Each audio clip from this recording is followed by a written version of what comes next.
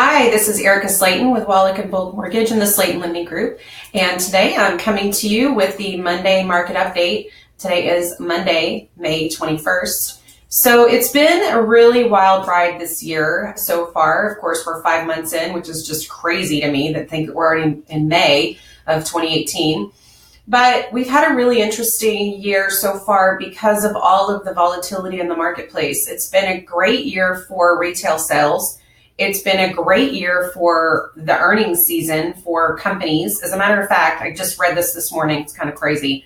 Of the 465 S&P companies that are on the market, 78.9% of those have beaten earnings and profitability estimates.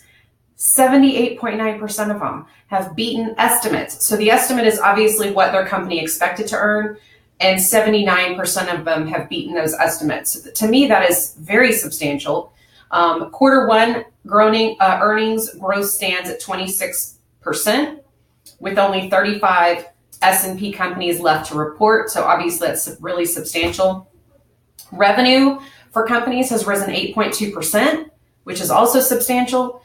And there's lots of people that are basically saying the rest of the year is looking very positive for them. So definitely a huge successful earnings season coming to the end of the spring season. So we'll see how the summer takes hold.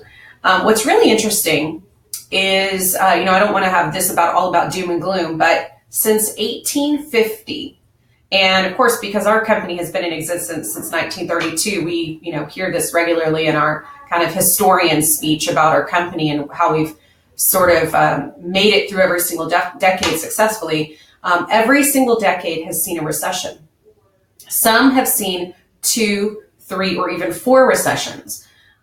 However, the decades of 1890 and 1900 and 1920 and 1930 each had 4 separate recessions. And I'm sure that obviously one of them was the Great Depression, which we all remember. I heard about that one regularly from my grandfather. But since 2010, we have not had a recession. So we're at 2018. So the question is, are we going to be able to get through 2020 without one? Which I think we all would agree that's a wonderful thing if we could get through it. Of course, history says otherwise, but we'll see how it pans out because we do have a year and a half more until 2020. In the meantime, for the week of May 21st, we don't have a whole lot of data coming out except for some treasury sales that are occurring.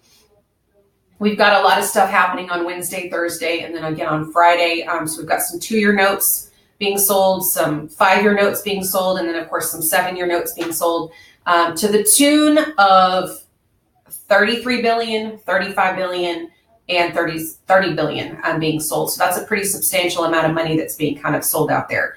None are really considered to be market movers, but obviously there's a lot going on. New home sales come out on Wednesday, which is important, as well as the last Federal Reserve meeting, the Open Market Committee meeting that's coming out. So we'll hear all about what they had to say in that meeting. Friday is the day before Memorial Day. Therefore, the markets are closing earlier. They're closing at 2 p.m. Eastern Standard Time. So, of course, here in Texas, that's going to be 1 p.m.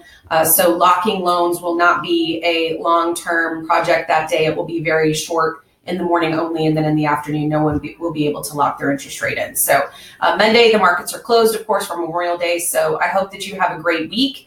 We'll be curious to see how the rest of the week pans out. The current mortgage rates are the highest that they've been in quite some time. So if you haven't already locked in your interest rate, I do suggest that you highly consider doing so to protect yourself. If you have any questions about what they currently are, just give me a ring. And my website address is theslaytonlendinggroup.com. You can reach me at 210-219-7608. I look forward to talking to you soon.